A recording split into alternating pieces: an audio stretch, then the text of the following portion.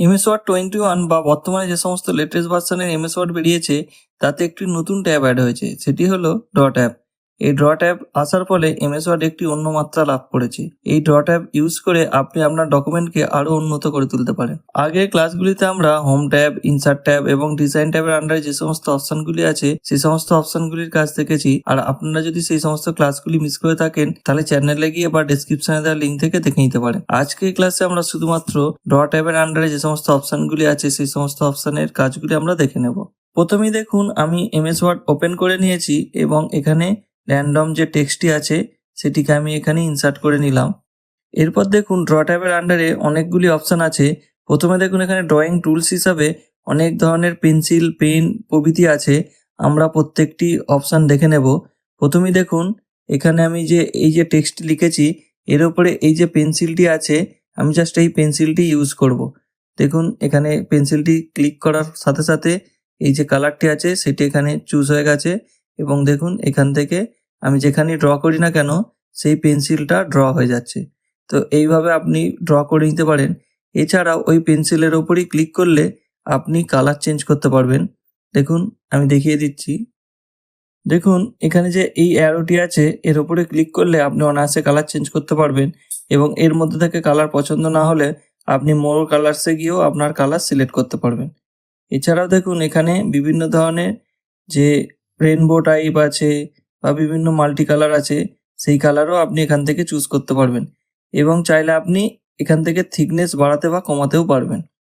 এখানে প্রত্যেকটি ব্রাশ বা প্রত্যেকটি পেন্সিলের আলাদা আলাদা নাম আছে।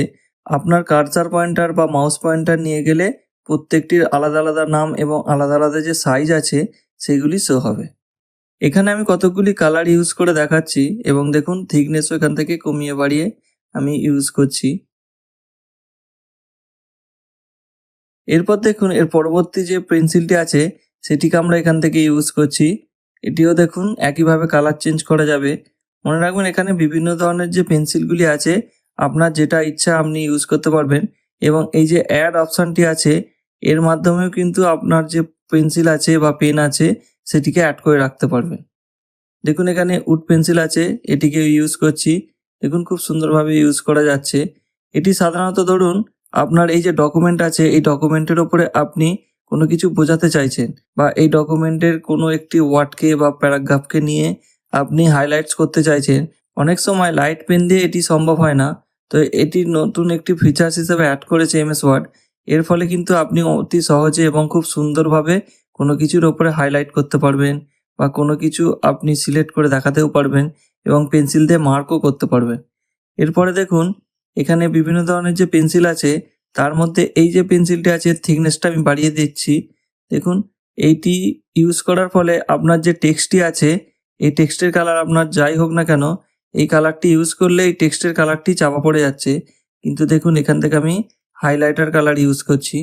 এর ফলে কিন্তু ওই যে লেখাটি আছে লেখাটি বোঝা যাচ্ছে এবং যে আমি কালারটি ইউজ করছি সেটি ব্যাকগ্রাউন্ডে হাইলাইট হচ্ছে।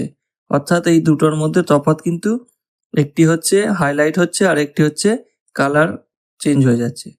এরপর আপনি চাইলে ফন্ট পেনও ইউজ করতে পারবেন এবং এরও থিকনেস বাড়াতে বা কমাতে পারবেন। আপনার যেটা ইচ্ছা আপনি এখান থেকে সেটি ব্যবহার করতে পারবেন। দেখুন আমি এখানে কয়েকটি ব্যবহার করছি।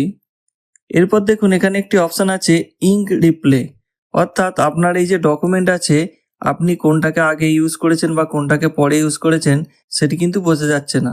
যদি আপনি ইঙ্ক রিপ্লে করেন তাহলে আপনার যে সমস্ত ইঙ্কগুলি ইউজ হয়েছে সেটি ভিডিওর আকারে শো হবে। দেখুন এখানে আমি করে দেখাচ্ছি। দেখুন একটার পর একটা আপনি যে ইউজ করেছেন সেগুলি কিন্তু শো হচ্ছে। এবার দেখুন এই যে অপশানটি আছে এটি হচ্ছে ইরেজার টুল বা ইরেজার। এটির ফলে আপনি এখানে যে মার্কগুলো করেছেন সেটিকে কিন্তু এক এক করে ইরেজ করতে পারেন। দেখুন এখানে আমি ইরেজ করে দেখাচ্ছি।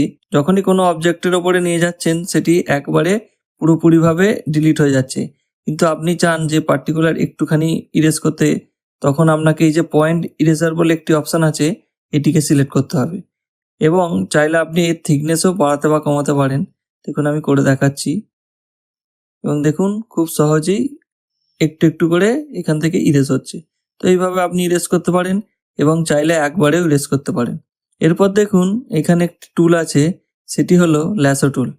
এই ল্যাসো টুলটিকে আপনি এখানে জাস্ট ড্র্যাগ করুন এবং যেখানে যেখানে সিলেক্ট হয়ে গেছে সেটিকে আপনি ডিলিটও করে দিতে পারেন বা কপিও করে নিতে পারেন। এখানে দেখুন একটি অ্যারো আছে, এটি হচ্ছে সিলেকশন টুল। এই অ্যারোটির মাধ্যমে আপনি কোনো অবজেক্টকে সিলেক্ট করতে পারেন এবং এটিকে মুভও করতে পারেন। এছাড়া এর সাইজ বাড়াতে কমাতেও পারেন এবং ডিলিটও করে দিতে পারেন। যাই হোক, আপনার যেটা ইচ্ছা আপনি করতে পারেন। এবার আমরা এর পরবর্তী অপশান কিভাবে রুলার ইউজ করতে হয় সেটি দেখে নেব। তার আগে আমি এখানে একটি ব্ল্যাঙ্ক পেজ ইনসার্ট করে নিলাম এবং দেখুন ব্ল্যাঙ্ক পেজ ইনসার্ট করার পরে যখনই আমি রুলারে ক্লিক করলাম, একটি রুলার আমার এখানে অটোমেটিক্যালি চলে এসেছে। এই রুলারটিকে আপনি মাউসে স্ক্রল করে করে এই যে অ্যাঙ্গেলটি আছে এটিকে চেঞ্জ করতে পারেন। আমি এখানে 0 ডিগ্রি করে দিলাম, অর্থাৎ হরাইজন্টাল হয়ে গেল। এবার আপনার যে কোনো একটি পেন সিলেক্ট করুন বা এখান থেকে যে কোনো কালার সিলেক্ট করে এই স্কেলের ওপর দিয়ে টেনে দিলেই দেখুন খুব সহজেই আপনার একটি লাইন ড্র হয়ে যাচ্ছে।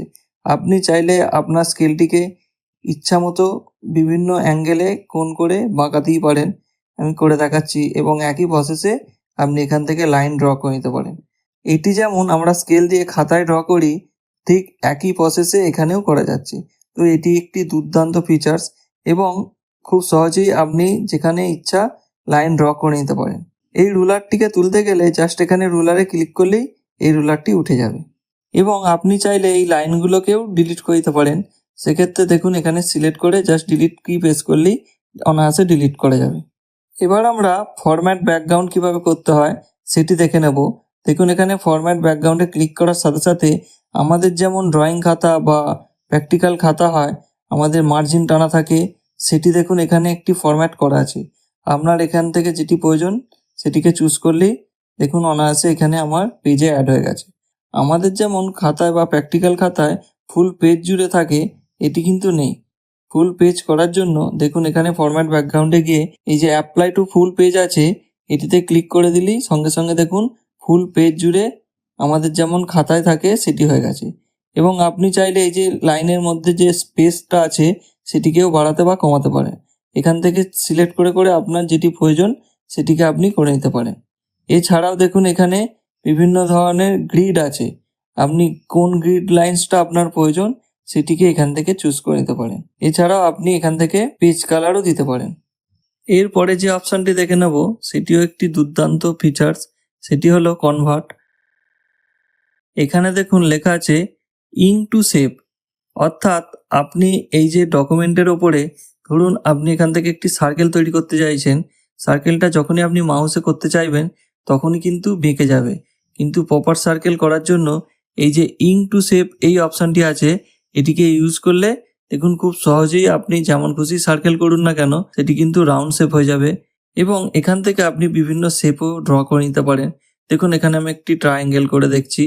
দেখুন আমি যেটা করলাম সেটা কিন্তু ভালো হলো না, কিন্তু এখানে যখনই ইঙ্ক টু শেপ করা আছে সেটি খুব সহজেই অনায়াসে সুন্দরভাবে একটি ট্রায়াঙ্গেল ড্র হয়ে গেল এবং একইভাবে এখানে বিভিন্ন ধরনের রেক্ট্যাঙ্গেল, সার্কেল খুব সহজেই ড্র হয়ে যাচ্ছে। তো এটি একটি দুর্দান্ত ফিচার্স, এটিকে ব্যবহার করে আপনি খুব সহজেই এবং খুব তাড়াতাড়ি আপনার যে শেপ আছে সেটিকে ড্র করে নিতে পারেন। এরপর দেখুন এখানে ইঙ্ক টু ম্যাথ বলে একটি অপশন আছে, এটি কিভাবে ইউজ করতে হয় সেটি দেখে নেব। দেখুন এখানে ক্লিক করার সাথে সাথে ম্যাথ ইনপুট কন্ট্রোল নামে একটি উইন্ডো ওপেন হয়ে গেছে। এখানে দেখুন আমি যেমন খুশি এখানে মাউসে করে ড্র করে দেখাচ্ছি। এখানে দেখুন আমি স্কোয়ার লিখছি, ওপরে দেখুন সেটা প্রিভিউ হেয়ার হিসেবে দেখাচ্ছে। আপনি চাইলে সেটিকে ইনসার্ট করে নিতে পারেন এবং এখান থেকে ইরেজ করে নিতে পারেন, ক্লিয়ার করে নিতে পারেন। আমি দেখুন এখানে একটি ম্যাথের ফ্র্যাকশন লিখছি 1/2 এবং প্লাস দিয়ে 3/5, এটিকে আমি লিখে নিলাম এবং দেখুন ওপরেও যে ইনপুটটা আছে সেটি শো হচ্ছে। এখান থেকে যখনই আমি ইনসার্ট করব তখনই কিন্তু এই যে ফ্র্যাকশনটা আছে এটি আমার পেজে ইনসার্ট হয়ে যাবে এবং দেখুন ইনসার্ট হওয়ার সাথে সাথে এখানে একটি ইকুয়েশন ট্যাবও অটোমেটিক্যালি চলে এসেছে এবং আপনি চাইলে ইকুয়েশন ট্যাবটিকে ব্যবহার করে আপনার এই যে ফ্র্যাকশনটি আছে সেটিকে চেঞ্জ করে নিতে পারেন। এবার ধরুন আপনার মনে হলো এই যে প্যারাগ্রাফটি আছে এর মাঝখানে আপনার কোনো কিছু আঁকা বা কোনো কিছু শেপ এখানে অ্যাড করবেন। তার জন্য আপনাকে এই যে ড্রয়িং ক্যানভাস অপশানটি আছে এটিতে ক্লিক করতে হবে। সঙ্গে সঙ্গে দেখুন একটি রেক্ট্যাঙ্গেল শেপের শেপ অ্যাড হয়ে গেছে এবং এর ওপরে আপনি যা খুশি আবার আঁকতে পারেন এবং সেটি টেক্সটটাকে সুন্দরভাবে অ্যাডজাস্ট করে হয়ে যাবে। এর ফলে আপনার যে প্যারাগ্রাফটি আছে সেটির কোনো কিছু হ্যাম্পার হবে না। তো আজকের ক্লাসে আমরা ডট অ্যাপের আন্ডারে যে সমস্ত অপশানগুলি আছে সেই সমস্ত অপশানগুলির কাজ খুব সহজেই দেখে নিলাম। ক্লাস রিলেটেড কোনো মন্তব্য থাকলে আপনারা কমেন্ট সেকশানে কমেন্ট করে বা মেল আইডিতে মেল করে জানাতে পারেন। আজকের মতো এটুকুই, দেখা হবে পরের ক্লাসে। ধন্যবাদ।